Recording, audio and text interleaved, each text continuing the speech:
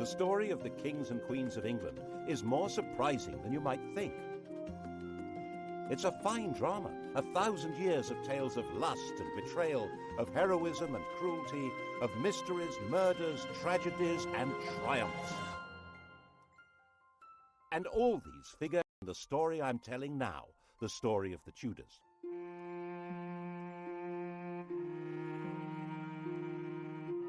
Above all, though, the story of this great dynasty of rulers is a tale of passionate love affairs and what happens when love and high politics collide.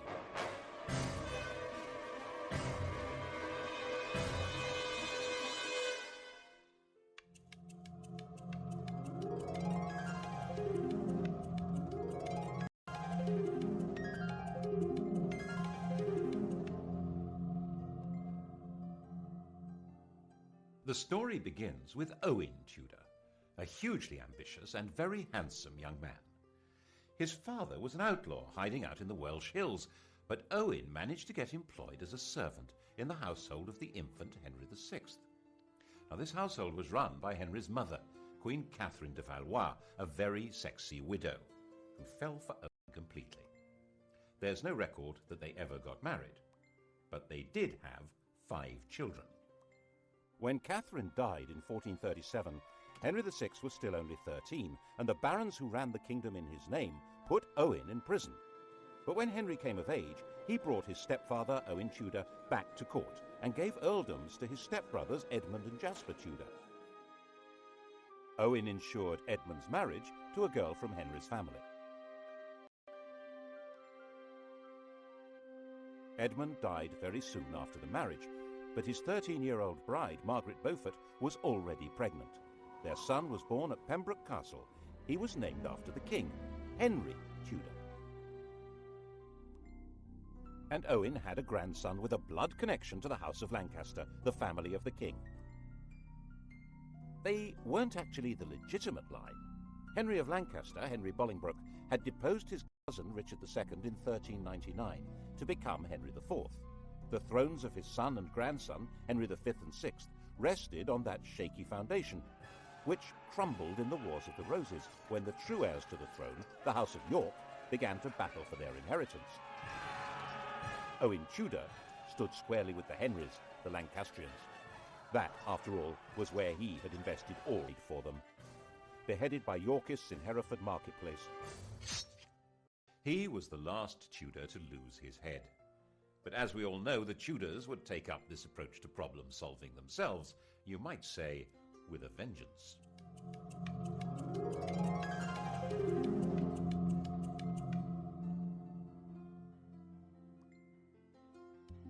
Edward of York seized the throne, Edward IV, and Owen's 4-year-old grandson, Henry Tudor, began what would be decades of living on the run or as a refugee. 3 years later, King Edward did something that would eventually give Henry Tudor everything Owen had wished for. He fell in love, and that began a chain of events which altered all England's history. When Edward was about 20, he was waylaid by an attractive widow of about 25 who was trying to recover her late husband's property. Edward, 6'3" tall and really very good-looking, wanted to help, and he became besotted. It seems she persuaded him to secretly enter into a contract to marry her. Her name was Eleanor Butler.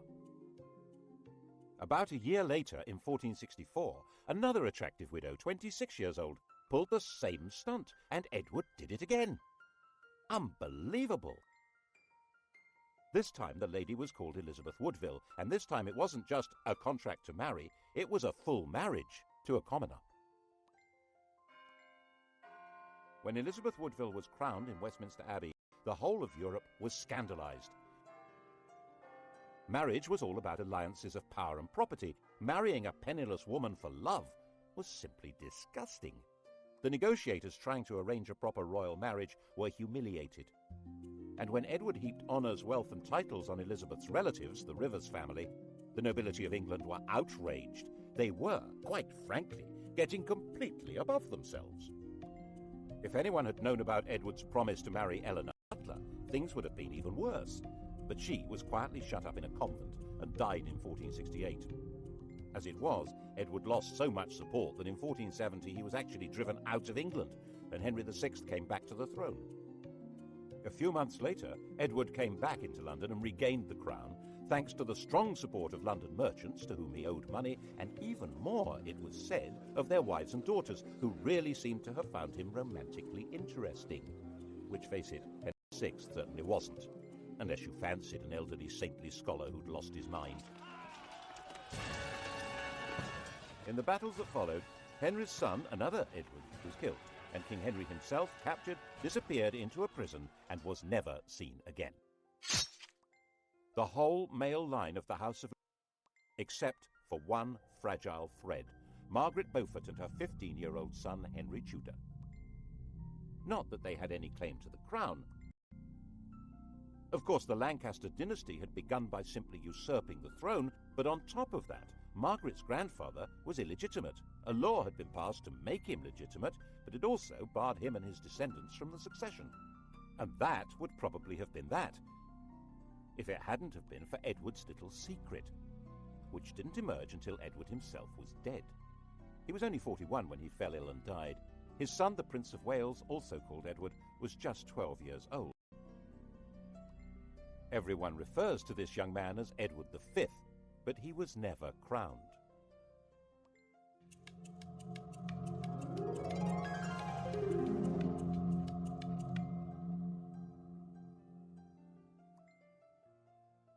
The dead king's will was clear. Prince Edward would be his successor, of course, but he would be in the care of a guardian and protector of the kingdom. That person was Edward IV's brother, Richard, Duke of Gloucester. We all know him as the most evil king in English history, the warped and twisted Richard III.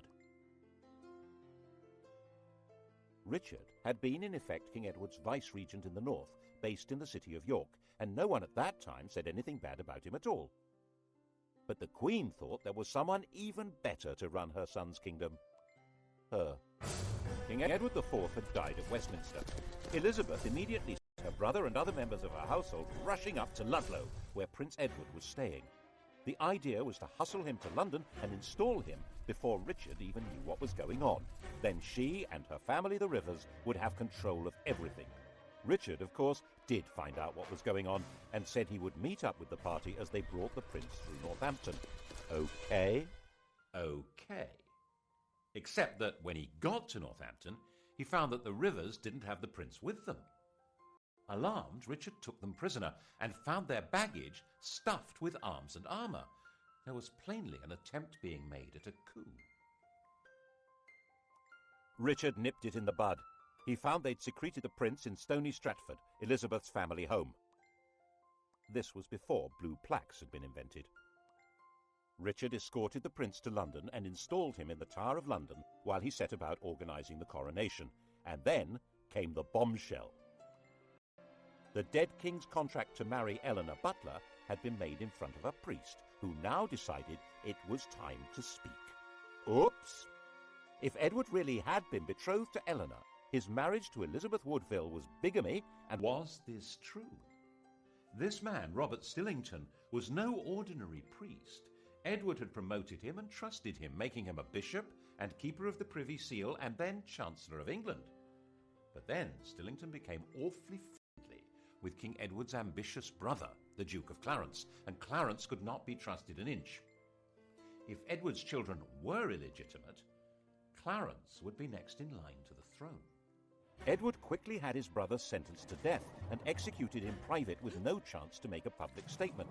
Instead, the world was told Clarence had drowned in a butt of Malmsey, a barrel of sweet wine. Such a sad accident.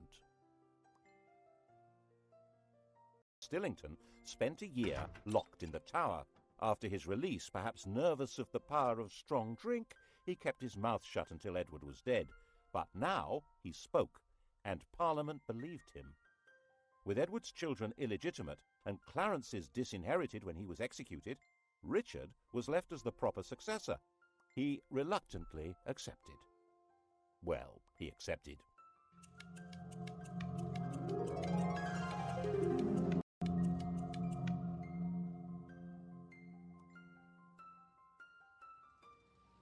And the Tower of London changed from the Prince of Wales's palace into his prison. He shared it with his brother. Neither was ever seen again. Did Richard have them killed? No one knows, but later the evidence was going to be shaped as far as possible to make him guilty. He's been said to have personally killed Henry VI and Henry's son, whose widow he married, and done the dirty deed with Clarence and the Mumsy, quite apart from the murder of the princes in the Tower. The picture of Richard that's come down to us, the hunchbacked, sinister and ruthless tyrant, is a caricature painted after he'd been deposed and immortalised by the Tudors' greatest propagandist, William Shakespeare. One of the buildings inside the Tower of London was even given the name the Bloody Tower to associate it with Richard's foul murder of the princes, though they almost certainly were in a different building anyway. He'd certainly been a popular figure in the north of England, where his brother had charged him with healing the divisions of the Wars of the Roses, but it only took 4 months for a rebellion to emerge against him. The rival candidate was, of course, the boy across the water, now not such a boy, Henry Tudor. The House of York was now as extinct as the House of Lancaster. Henry Tudor was all there was for disappointed Yorkists as well as Lancastrians. And there were plenty of disappointed Yorkists. Richard gave positions, power and wealth to men he trusted, whom he'd got to know in the north of England, leaving a lot of southerners out in the cold who thought they could do much better under a more sympathetic French soldiers. Owen Tudor's grandson landed at Milford Haven in Wales on the 1st of August 1485. 3 weeks later, when he came to do battle at Bosworth, his force had grown by just 3,000 men. Richard came to the battlefield as rightful King of England. Before the battle began, he held a coronation ceremony, restating his right of true succession to the crown, a right which Henry Tudor did not possess at all. Actually, given the fact that his family was specifically barred from the succession, he had pretty much less claim than anyone else there. But that's not how things were working out. Richard III was the last English king to die on a battlefield. The crown of England was found lying under a bush at the end of the Battle of Bosworth and placed on Henry Tudor's head. And Henry understood how you rule England. Not by winning over great nobles, they'd pretty well all been wiped out, but by winning over public opinion. The pen is mightier than the sword, especially when it tells the story of what happened.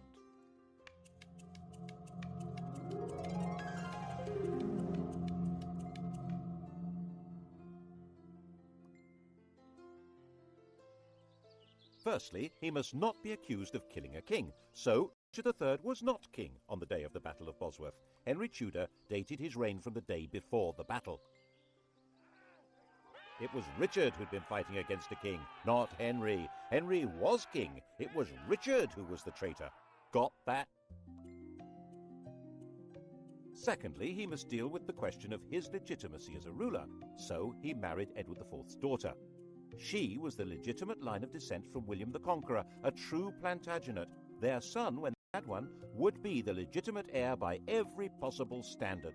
Well, so long as Edward IV's daughter was legitimate, so that had to be dealt with. All documents relating to the business of Edward's marriage to Elizabeth Woodville being invalid were destroyed. All documents relating to the illegitimacy of their children were destroyed, including the Act of Parliament that had spelt out why Richard should be king. These orders were carried out so efficiently that only one copy of the Act has ever been found. That's how we know about it. Other evidence may have existed, destroyed even more efficiently. And if the children were not illegitimate, then of course Prince Edward had been the true King of England, and Richard was a regicide. What a villain! Assuming, of course, that Richard had been responsible for the boy's death. Well, he couldn't be alive, because if he were, he, and not Henry Tudor, would be the rightful king. There are some nasty people who suspect that if the princes in the Tower were still alive before the Battle of Bosworth, Henry would have disappeared them. Richard III destroy him, it did the world a favour. Of course, the consolidation of power was not only a matter of creating favourable propaganda, it also involved getting rid of a few people. Clarence, for example, the Malmsey drowner, had a young son, the Earl of Warwick, a nephew of both Edward IV and Richard III. He had been barred from the succession, but so had the man now on the throne, so there was no security in that. He went straight into prison in the Tower of London. But then a priest in Ireland suddenly produced a 10-year-old boy who he said was the rescued Earl. The boy looked right, spoke right, had all the right manners. He was solemnly crowned in Dublin Cathedral as Edward VI, and a force of Irish supporters backed by Flemish troops then landed in the north of England. They were supported by the Earl of Lincoln, John de la Pole, who was also a nephew of Edward IV and Richard III. He was their sister's son. In fact, Richard III, who had no children, had designated John as heir to the throne. John knew perfectly well that the child was an impostor, called Lambert Simnel, who had been carefully trained for the project. The rebels had obviously assumed that Henry had killed the Earl of Warwick, so wouldn't be able to prove that Simnel was an impostor. They were wrong. The prisoner, still alive, was put on public display, and the rebels were crushed. But never missing a trick, Henry forgave the child and gave him a job in the royal kitchen. He grew up to be a royal falconer. Another impostor appeared in 1492, this time claiming to be the younger of the princes in the Tower, Richard, Duke of York. His real name was Perkin Warbeck, and he stayed on the continent collecting support from anyone who fell out with Henry. Henry had persuaded Parliament to set up a special court to try members of the nobility who were a threat to the crown. A number of Warbeck's supporters suddenly found themselves arrested, tried for treason, and facing execution. This court was to become the notorious Court of the Star Chamber. Perkin was a constant irritant, first trying to invade from Ireland, then teaming up with the King of Scotland, and finally in 1497 he raised a rebellion in Cornwall, which Henry crushed, and promising leniency persuaded Perkin to surrender. Perkin was imprisoned in the Tower, which of course already housed Clarence's son, the Earl of Warwick. And of course it wasn't long before evidence appeared that the pair of them were plotting a joint escape, and that was the end of both of them. There was one other person with a claim to the throne, Henry Tudor's mother, Margaret. In fact, whatever claim he had, she must have a better one, but no woman had ever ruled England in her own right. And Henry needed a son. This child of the blood royal was to be linked not just to the Plantagenets, but to patriotic English legends. But Arthur died in 1502, leaving his younger brother Henry as the Tudor heir. And in 1509, when the 52-year-old king died, Henry VIII succeeded to the throne.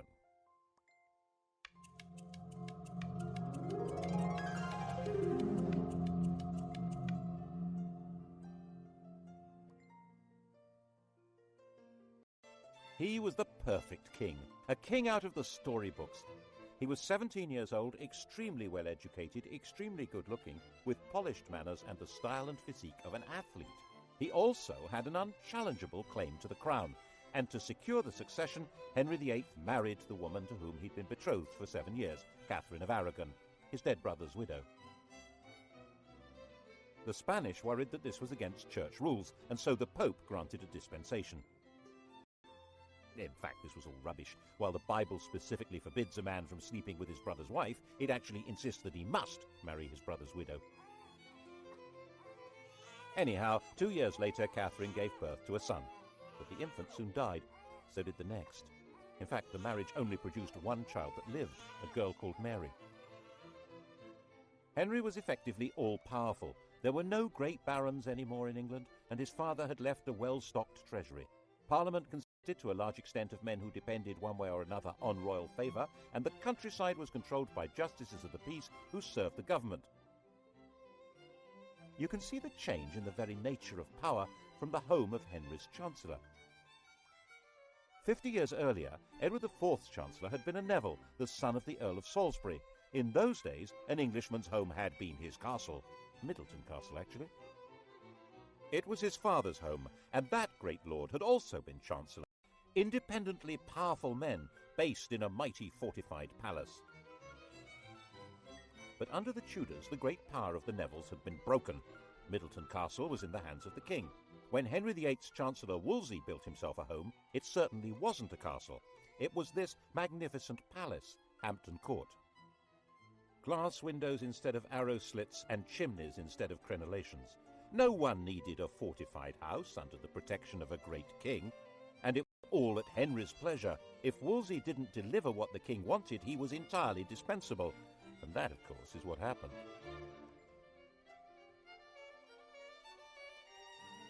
The royal marriage was haunted by the ghost of their dead sons. By the end of the 1520s, Catherine was in her late 40s, had stopped getting pregnant, and there was still no male heir, just a daughter.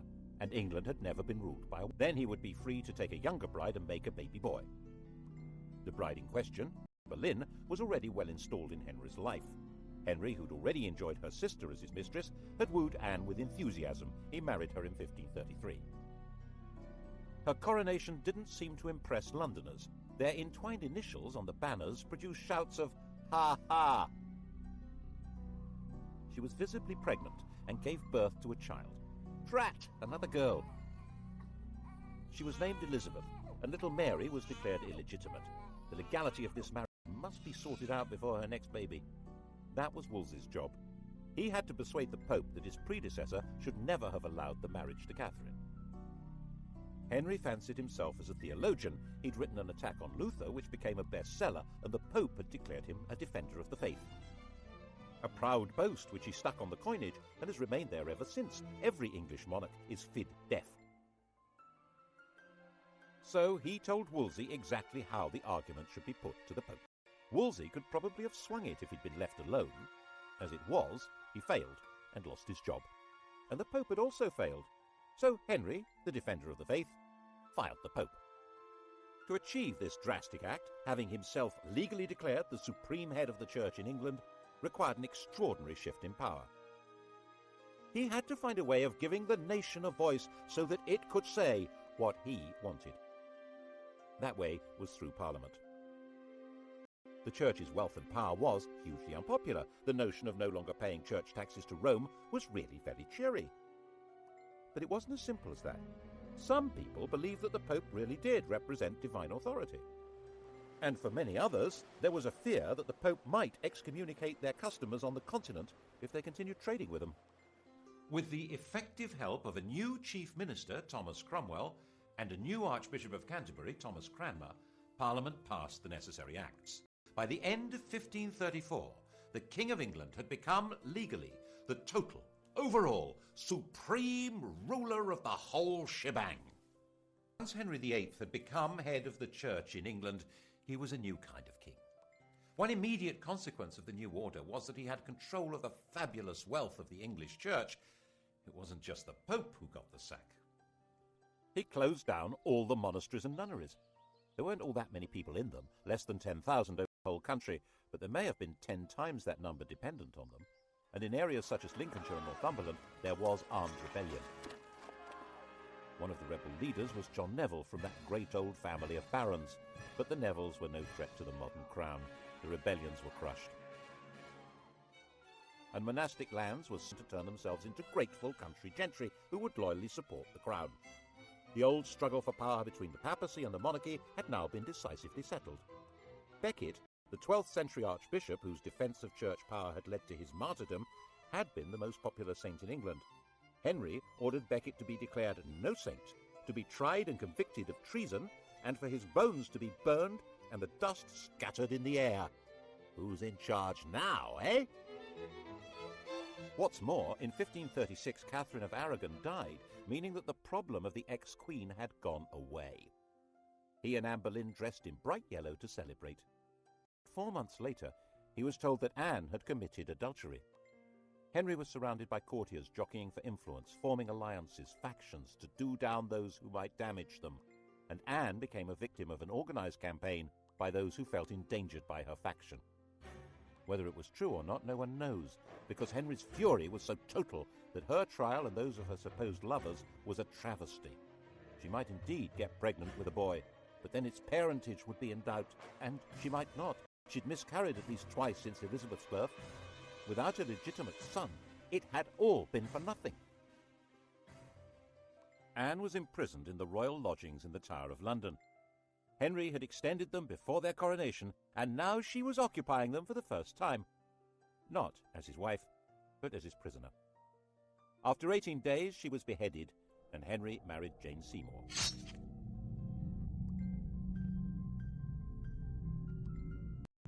England after the death of Anne Boleyn was a kingdom like no other. Henry ruled in England as head of the church as well as king, like some pagan priest-king. He was the judge of heresy as well as crime. He held the keys to heaven as well as to earthly promotion. That chap in the Vatican was now just referred to as the Bishop of Rome. To even think the wrong thoughts in this kingdom could be treason. That was how the new Chancellor, Thomas More, found himself imprisoned in the bell tower of the Tower of London. Not for what he did or even what he said, but for thinking that the king should not be head of the church. He was publicly executed on Tower Hill. Henry was terrifying, magnificent, generous, dangerous, and in most people's eyes, the best king England had seen in a very long time. And Jane had a son, Edward. Sadly, she died in childbirth, but the throne was safe. His only problem was abroad, and by 1539 it did begin to look as though the Bishop of Rome might be lining up some muscle against him. But there were now well-established and powerful Protestant princes in Germany, and on the fine old principle that my enemy's cleaves for a wife. The defender of the faith, intellectual scourge of the Lutherans, had married one. Actually, neither of them was much interested in theology, or in each other. Henry, now fat, with an ulcerating leg and a vicious temper, his 23-year-old wife was plain, smelly, and lacking in all the graces. He called her a Flanders mare, and they both quickly agreed the marriage was a terrible mistake. Fortunately, it was soon discovered that she had a pre-contract of marriage with someone else, and so there never had been a valid marriage to Henry. The only casualty was Thomas Cromwell, who'd set the whole thing up, and who now went to the block. Well, him and one of Anne's ladies-in-waiting, Catherine Howard. Her destruction began when More's ended. She was a kind of well-connected Monica Lewinsky figure, a teenager with sex on her mind who wanted to seduce the most powerful man around. And he fell for her and married her. And when she carried on being sexy and had sex with other men, he flew into another tempestuous rage and had her beheaded. Her lovers' heads were mounted on London Bridge. Henry decided to marry John Neville's widow, Catherine Parr. She was extremely nervous, but had no choice. She worked hard at trying to keep Henry's temper in check, moderating his ferocity towards people he thought were traitors or heretics, and persuading him to acknowledge Mary and Elizabeth as his legitimate children. His death, 4 years later in 1547, was obviously a huge relief.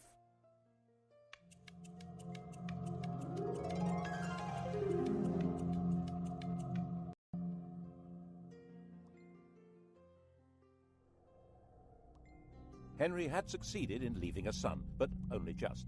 Jane's son, Edward VI, 9 years old, was a sickly child. He was educated as a Renaissance prince, a humanist, and as a Protestant, far more so than his father.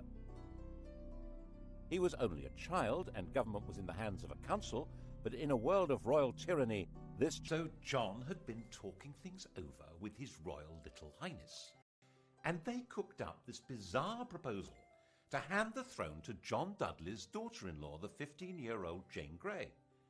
She was Edward's first cousin once removed, not exactly next in line for the throne, but Protestant. The hereditary principle was a bit medieval, don't you think? Give that girl a crown. Jane knew absolutely nothing about what was being planned for her, and when she found out that she was to be queen, she fainted in shock. England had been swindled, and knew it.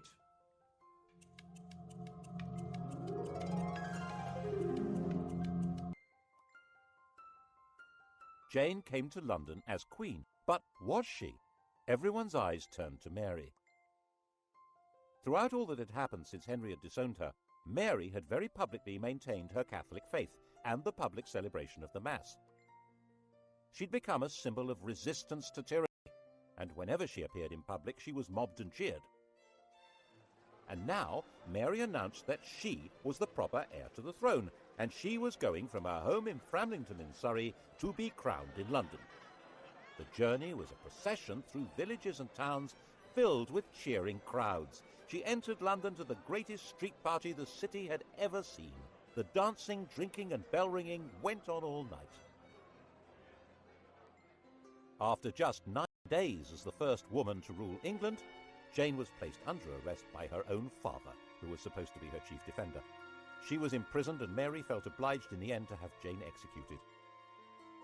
It didn't help that her father joined a rebellion against Mary. But by then, 6 months after her triumph, many people were ready to rebel against Mary. The defiant woman who'd stood against tyranny was now on the tyrant's throne. The English didn't actually like the papacy, but Mary did. The English didn't like Spain, but Mary did. She married its king, Philip II. And the English didn't like being forced to subscribe to religious beliefs on pain of death. Mary had 277 people burned alive because of their religious opinions. Bloody Mary. Unable to have children, a bitter invalid, England's second queen died in 1558, 42 years old, the most detested ruler in all England's history. There were celebrations almost as fervent as had greeted her arrival 5 years before.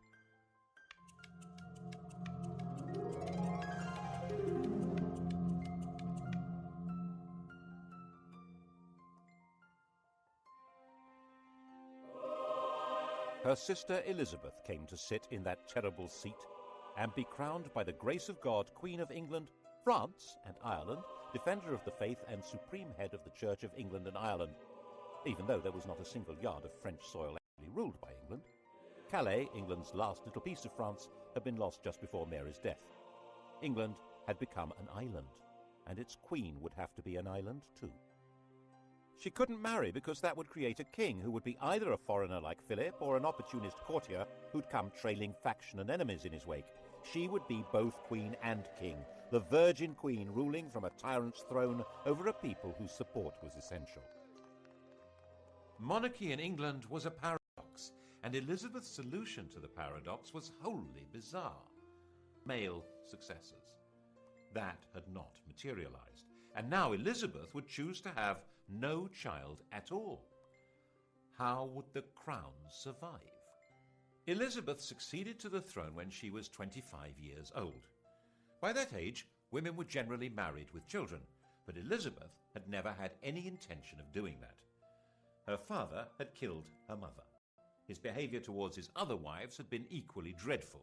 At 14, Elizabeth had announced that she would never marry. In fact, her survival through Mary's reign had depended on her being free of any association with anyone else. The slightest hint of her involvement with other people could have made her seem to be connected with plots against Mary and would have led to her execution. She stayed mute, giving no sign of a religious, political, or emotional attachment that might destroy her. By the time she came to the throne, the persecutions of her predecessors had left it a stark and lonely place. 9 bishoprics were vacant. There was only 1 duke left alive, and the treasury was empty. She had no close relatives left alive. The heir to the throne was her aunt's granddaughter, Mary, Queen of Scots, a Roman Catholic. No one knew whether Elizabeth was a Roman Catholic or a Protestant. The first test came over the oath of allegiance. Elizabeth insisted that, like her father, people must acknowledge her as head of the church. The bishops, Roman Catholics appointed by Mary, said that in that case none of them would allow her a coronation.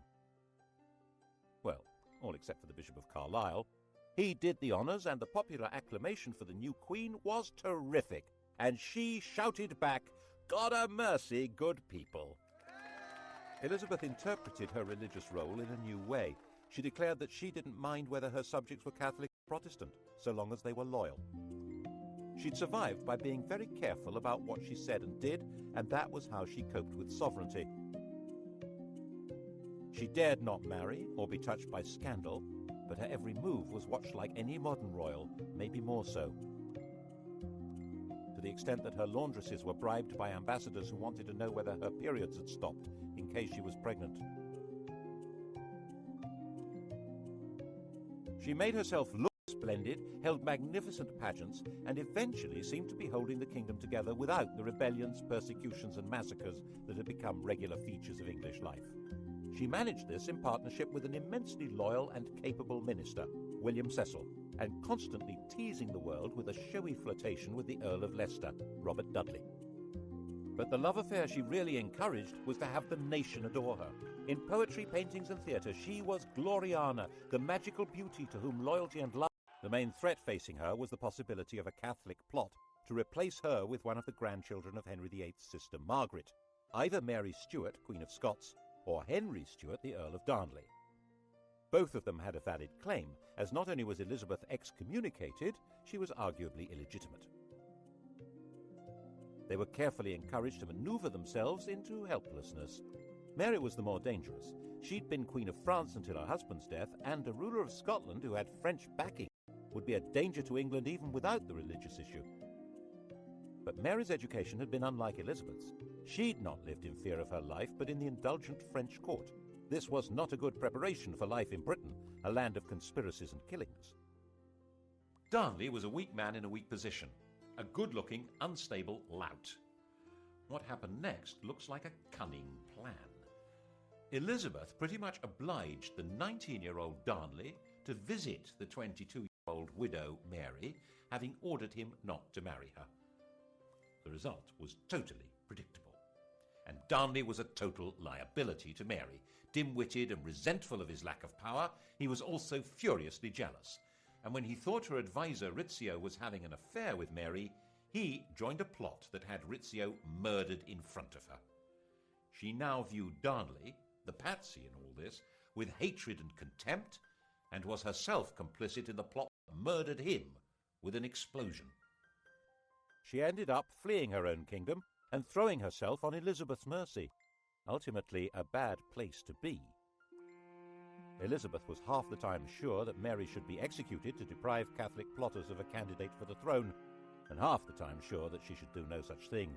Ruling queens were rarer than hen's teeth. For one to kill another really wasn't good. She signed the death warrant, but in a state of real distress. Mary and Darnley had a son, James, and he was now the virtually incontrovertible heir to Elizabeth's throne. She wrote to him confirming that and apologizing for what she'd done to his mother. The very idea that it was legitimate to kill a crowned sovereign was extremely dangerous. Elizabeth was deeply concerned with the rights and powers, the prerogatives of the sovereign. She was very wary of Parliament, which in her view treated every request for taxes as a blackmail opportunity to give itself powers of government. So she tried very hard not to ask for taxes, and her government was parsimonious, mean as possible, and then some. She was determined to protect royal authority. She refused to allow Parliament to refer to England as a state. She said it sounded too much like something to do with the States General, the parliamentary body that ruled the Dutch Republic. Was in Elizabeth's eyes an unfortunate novelty. It was her ally in her struggle to keep England out of Spain's clutches, but she was nervous that its political ideas might be catching. England was a kingdom. It happened to be ruled by a queen, but as she famously said, one who had the heart and stomach of a king. Of course, Elizabeth's greatest moment was when she managed to see off the Spanish Armada, when Philip II, by far the most powerful ruler in the world, assembled a vast fleet to collect an invasion army from the Low Countries and bring England back into the Roman Catholic Church. The English fleet, genuinely patriotic, genuinely daring, skillfully harried the Armada to prevent it finding a safe anchorage where it could make contact with the landing force.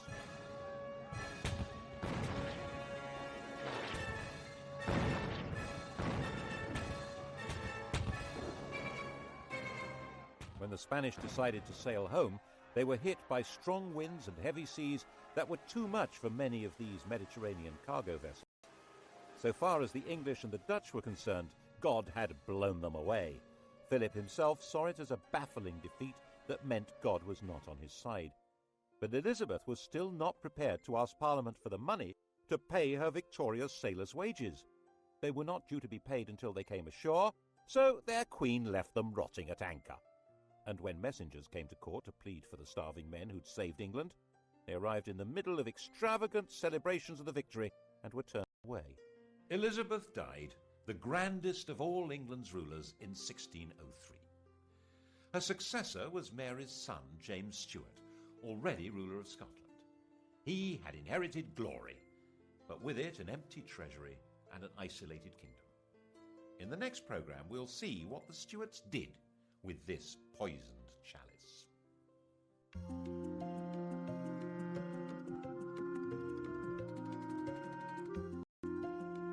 On to the Stuarts tonight at 10, and to test your knowledge of Henry VIII and his 6 wives, Sky Digital viewers press red.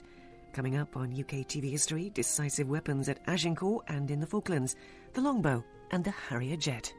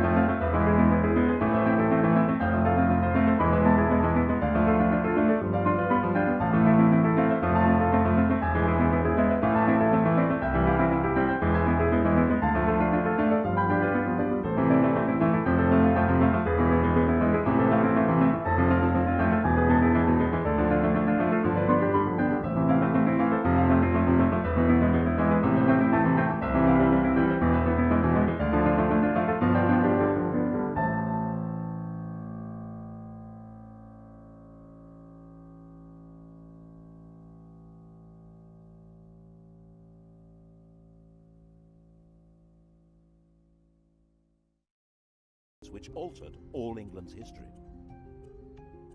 When Edward was about 20, he was waylaid by an attractive widow of about 25 who was trying to recover her late husband's property.